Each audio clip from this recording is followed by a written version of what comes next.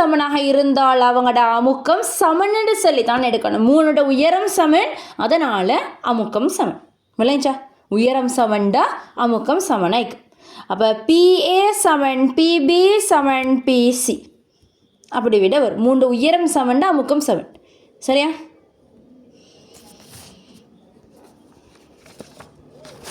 அடுத்தது போடுங்க. திரவ அமுக்கத்தோட சமன்பாடு பார்ப்போம். திரவ அமுக்கத்தோட சமன்பாடு அமுக்கம் சமன் H ρg. அமுக்கம் சமன் H ρg. Hக்கு மார்க் பண்ணுங்க உயரம், ரோக்கு மார்க் பண்ணுங்க அடர்த்தி, ஜிக்கு மார்க் பண்ணுங்க புவி ஈர்ப்பு ஆர்மூடுகள். திரவ அமுக்கம்னு சொல்லி போட்டுட்டு திரவ அமுக்கம் சமன் H ρg. Hன்னு சொன்னா உயரம், ரோன்னு சொன்னா அடர்த்தி, ஜின்னு சொன்னா புவி ஈர்ப்பு ஆர்மூடுகள்.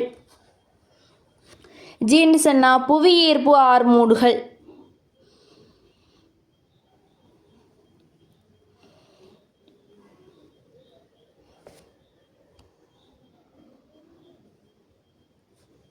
எச்சுண்ட உயரம், ரோண்ட அடர்த்தி, ஜீண்ட புவியீர்ப்பு ஆர்மூடுகள். உயரத்துக்கான அலகு மீட்டர், அடர்த்திக்கான அலகு என்ன பார்த்தோம்? Kilogram metre -3. புவியீர்ப்பு ஆர்மூடுகளுக்கான அலகு மீட்டர் செகண்ட் -2. Metre second -2. என்னண்டா திரவத்திட அமுக்கம் கேட்குற நேரம் நீங்கள் என்ன செய்யணும்? அதோட உயரத்தையும் அதோட அடர்த்தியையும் புவியீர்ப்பு ஆர்மூடுகளையும் பெருக்கணும். அது 3ஐயும் பெருக்கினா அமுக்கம் வரும். சரியா? இந்த ஜீட பெருமானம் எப்பயுமே 10 எடுத்து தான் நீங்கள் செய்யணும் கேள்வி. அதுக்கு அந்த ஜீக்கிற இடத்துக்கு 10 போட்டு செஞ்சுக்கின்றா சரி. கேள்வியில் கேள்வி செய்யக்குள்ள விளங்கும். போடுங்க. 2022 35வது கேள்வி. 2022 35வது கேள்வி.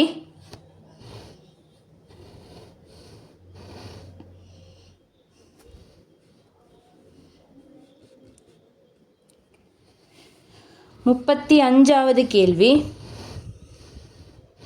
ஓர் நீர்ப்பாரமானியின்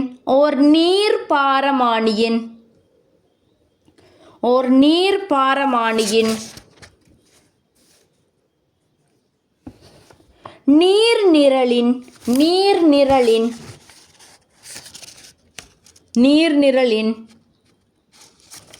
நிலைக்குத்து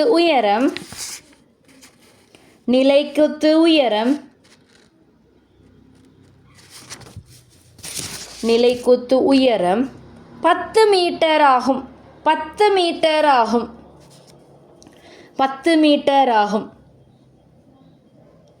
அச்சந்தர்ப்பத்தில் வளிமண்டல அமுக்கம் யாது?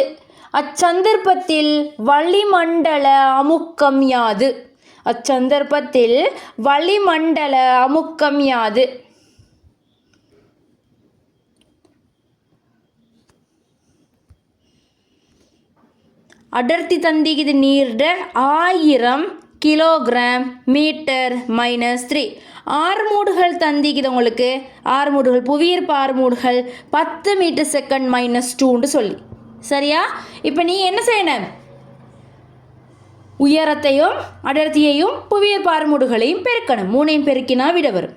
போல தந்திக்கிற விட 1 தர 10 2 பெஸ்கால், 1 தர 10 3 பெஸ்கால், 1 தர 10 4 பெஸ்கால், 1 தர 10 5 பெஸ்கால்.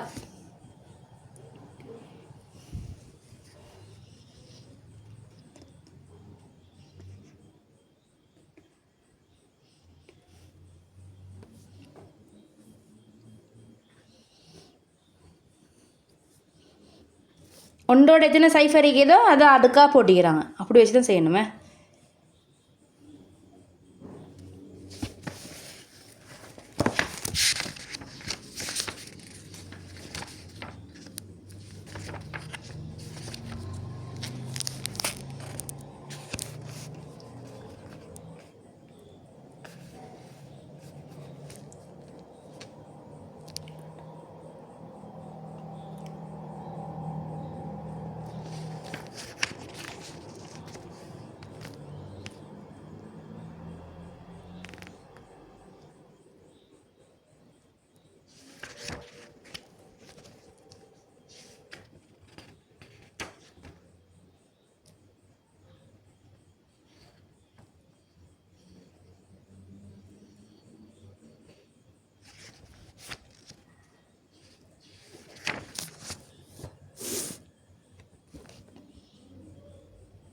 ஆகிஃப் சரி.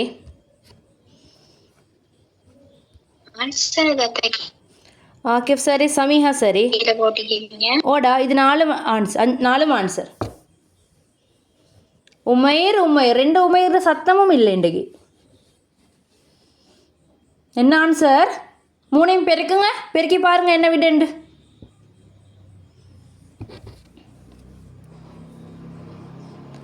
ஐனா கொஞ்சம் ட்ரை பண்ணுங்க, அடுக்குகள் பிழை.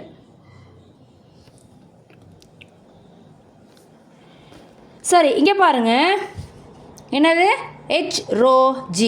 உயரமுக்கு பதிலாக என்ன தந்திக்குது 10, அடர்த்திக்கு பதிலாக 1000, ஜிக்கு பதிலாக 10. எல்லாம் ஒன்று தர. சரி, ஒன்றை போட்டாச்சு. எத்தனை சைஃபர் இருக்குது? 1 2 3 4 5 சைஃபர் இருக்குது. அப்போ 1 2 3 4 5 சைஃபர். எங்களுக்கு இது இன்னொரு மெத்தட் எழுதியில் 1 தர 10 5 எத்தனை சைஃபர் இருக்குதோ அதை 10 5ன்னு போட்டுரு. இப்போ உங்களுக்கு இங்கே 1 2 3 சைஃபராக இருந்தால்தான் நீங்கள் 1 தர 10 3 போடணும். விளங்கிச்சாங்க? 5 சைஃபர் இருக்கிற சுற்றி 10 5 பெஸ்கால். 1 தர 10 5 பெஸ்கால்ன்ட்டு வரும். அடுத்த கேள்வி. அதில் உள்ள அடுத்த கேள்வி எத்தனாவது? 2016 21வது கேள்வி. 2016 21வது கேள்வி. 2016 21வது கேள்வி.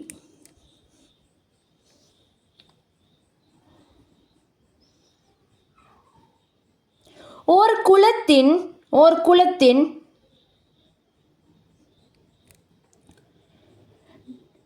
குளத்தின் நீர்மட்டத்தில் இருந்து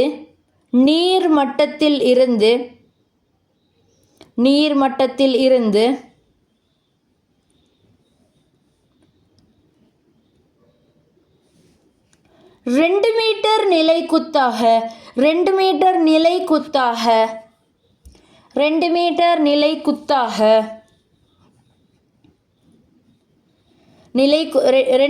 நிலைக்குத்தாக கீழே ஒரு புள்ளி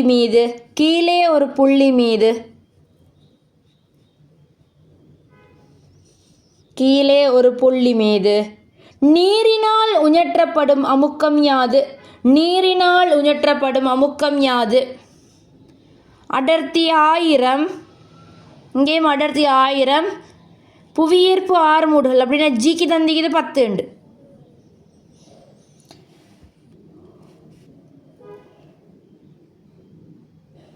ஒன்றாவது விட 1000 நியூட்டன் மீட்டர் -2. ரெண்டாவது விட 2000 நியூட்டன் மீட்டர் -2. ஒரு குளத்தின் நீர்மட்டத்தில் இருந்து 2 மீட்டர் நிலைக்குத்தாக கீழே உள்ள புள்ளி மீது நீரினால் உஞற்றப்படும் அமுக்கம். கீழே ஒரு புள்ளி மீது நீரினால் உஞற்றப்படும் அமுக்கம்.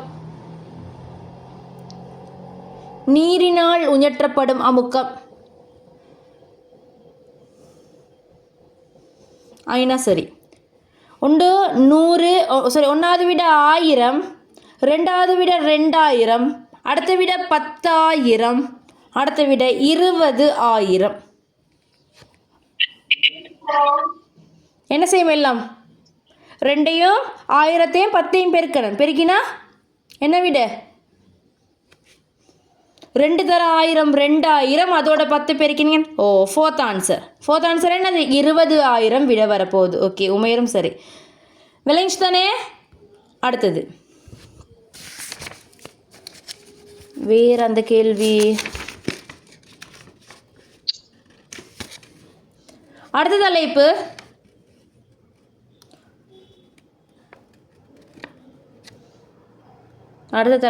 மேலுதைப்பு. அடுத்த தலைப்பு மேலுதைப்பு. மேலுதைப்புண்டா இப்போ ஒரு தண்ணி உண்டு இது சரியா? இவ்வளவுக்கு நிறச்சி வைக்கிறீங்க சரியா? இவ்வளவுக்கு நிறச்சிக்கிறீங்க. இப்போ நீங்கள் இதில் தூக்கி ஒரு பாக்ஸ் ஒன்றை போடுறீங்க சரியா? நீங்கள் இந்த பாக்ஸ் ஒன்றை போட்டால் என்ன நடக்கும்? இந்த பாக்ஸ் வந்து உள்ளுக்கு வந்துச்சு தானே? அப்போ இந்த பாக்ஸ் உள்ள இடத்துல உள்ள தண்ணி என்ன செய்யும்? இந்த பாக்ஸ் இந்த இடத்துல உள்ள இந்த தண்ணி அப்படியே வெளியாகும். விளையாச்சா? இப்போ ஃபுல்லாக தான் தண்ணியை நிறச்சி வச்சுக்கிறீங்க. ஃபுல்லாக ஆயிக்குது தண்ணி.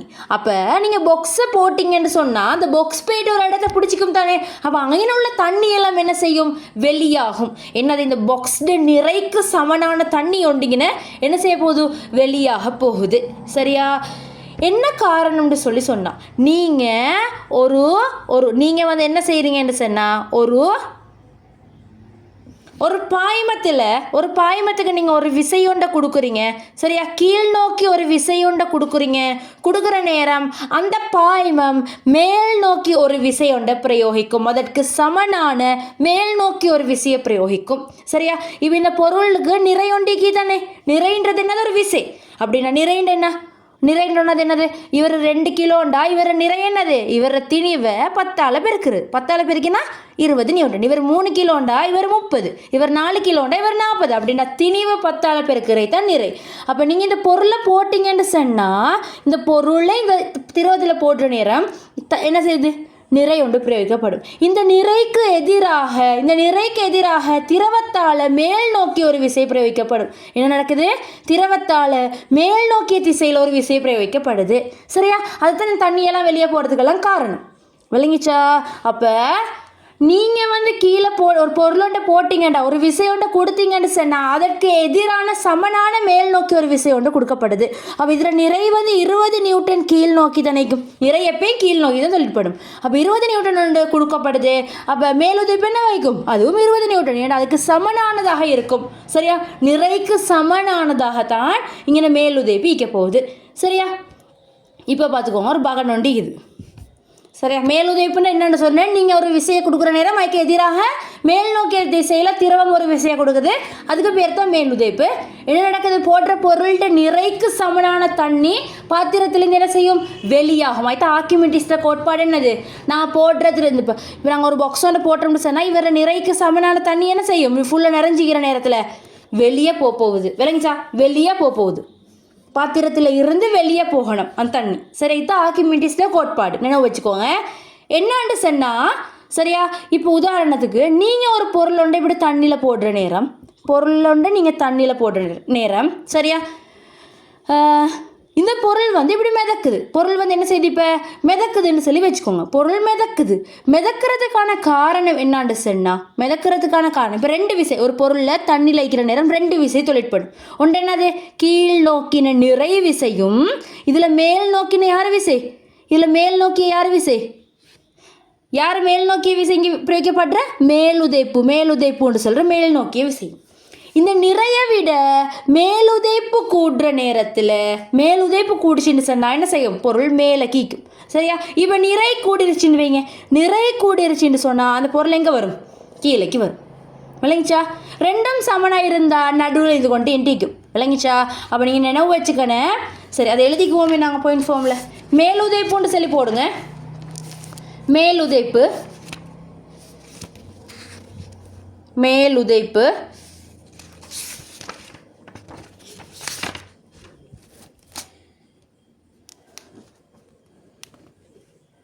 ஒரு பாய்மத்தின் மீது ஒரு விசையை பிரயோகிக்கும் போது அதற்கு எதிரான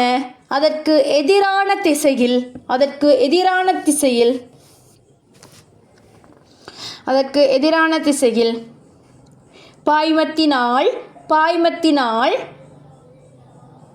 பாய்மத்தினால் மேல் நோக்கி ஒரு விசை பிரயோகிக்கப்படும். இது தான் என்ன, மேல் நோக்கி ஒரு விசை பிரயோகிக்கப்படும் எழுதிட்டு இது மேலுதைப்பு விசை.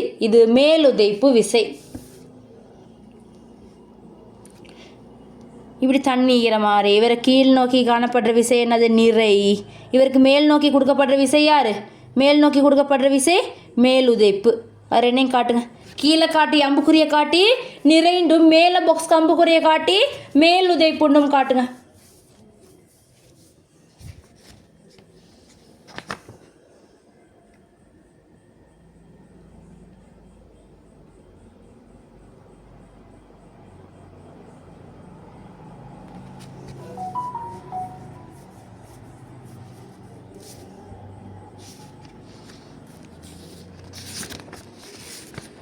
அடுத்தது ஆர்க்கிமிடீஸின் கோட்பாடுன்னு போட்டு ஆர்க்கிமிடீஸின் கோட்பாடுன்னு சொல்லி போட்டு இவ்வளோக்கு தண்ணியை நிறச்சி சரியா இங்கே ஒரு பாக்ஸ் வந்து இவ்வளோ அமிழ்ந்துச்சுன்னு சொன்னால் இதில் இருந்து வெளியாக்கப்பட்ட தண்ணியோட அளவு என்னது அந்த பாக்ஸ்ட அளவு தண்ணி தான் வெளியாக்கப்பட்டு இருக்கும். இதை காட்டுங்க. 1வது படம். ஐடு நிறைக்கு சமனான இந்த ஐடு நிறை அந்த பாக்ஸில் நிறைக்கு சமனான நீர் வெளியேற்றப்படுமே. இப்படி ஒரு பாக்ஸ் போட்டு இப்படி காட்டுங்க. இந்த பாக்ஸ்ட அளவுக்கு சமனான தண்ணி வெளியே இப்போ இப்படி 2 பாக்ஸை காட்டி இவ்வளவுக்கு காட்டுங்க. அப்படின்னா 2 பாக்ஸ்ட அளவுக்கு தண்ணி வெளியே போயிட்டிக்கு நிறைக்கு சமனான அளவு.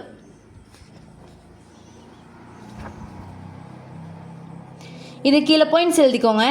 இது கீழே உள்ள பாயிண்ட்ஸ், இதுக்கு கீழே உள்ள பாயிண்ட்ஸ். இது ஆர்க்கிமிடிஸோட கோட்பாடு. சரியா?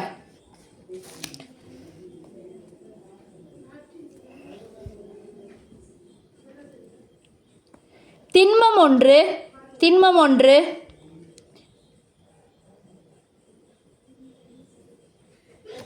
ஒரு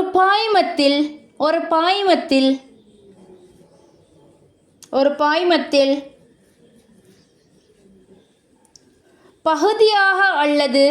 பகுதியாக அல்லது முற்றாக அமிழ்த்தப்பட்டிருக்கும் போது ஒரு பாய்மத்தில் பகுதியாக அல்லது முற்றாக அமிழ்த்தப்பட்டிருக்கும் போது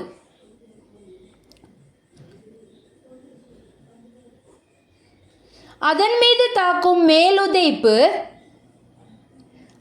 மூலம் தாக்கும் மேலுதைப்பு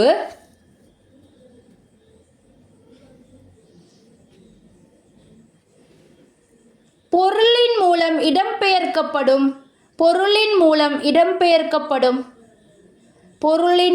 இடம்பெயர்க்கப்படும் பாய்மத்தின் நிறைக்கு சமன். இங்கே பார்த்துக்கோங்க. இங்கே பாருங்கள். இப்போ நீங்கள் இந்த பாக்ஸ் ஒண்டை போட்டிக்கிற சந்தர்ப்பத்தை பாருங்கள். அப்போ என்ன நடக்கும்? இவ்வளோ தண்ணி வெளியாகும். என்னது? இவர் கீழ் நோக்கி ஒரு நிறைய விசையை கொடுக்குறாரு. அதனால் திரவம் மேல் நோக்கி ஒரு மேலுதைப்பு விசையை கொடுக்குது. அதால் இதில் சமனான நிறை என்ன செய்யப்பட்டுச்சு? வெளியேற்றப்பட்டுச்சு. சமனான நிறை வெளியேற்றப்பட்டுச்சு. அப்போ இங்கே நிறைக்கும் மேலுதைப்பையும் நீங்கள் இங்கே சமன்ட்டு சொல்லித்தான் எடுக்கணுமே. சரி, அப்போ வெளியாக என்ன தண்ணீர் அளவு மேலுதைப்புக்கும் சமன் வெளியாகுது. என்னது? நிறைய அளவுக்கான தண்ணி நிறையும் மேலுதைப்பும் சமன். அப்போ வெளியாகிறது மேலுதைப்புக்கும் சமன். என்னடா இங்கே மேலுதைப்பையும் நீங்கள் நிறையையும் சமன் எடுத்ததான் நீங்கள் கேள்வி செய்கிற நேரம். சரியா? இதுதான் மேலுதைப்புட கேஸ். சரி, இதை எழுதிக்கோங்க. இதில் உள்ள கேள்வியை நாங்கள் அடுத்த கிளாஸில் செய்வோம். லீவாகுங்க.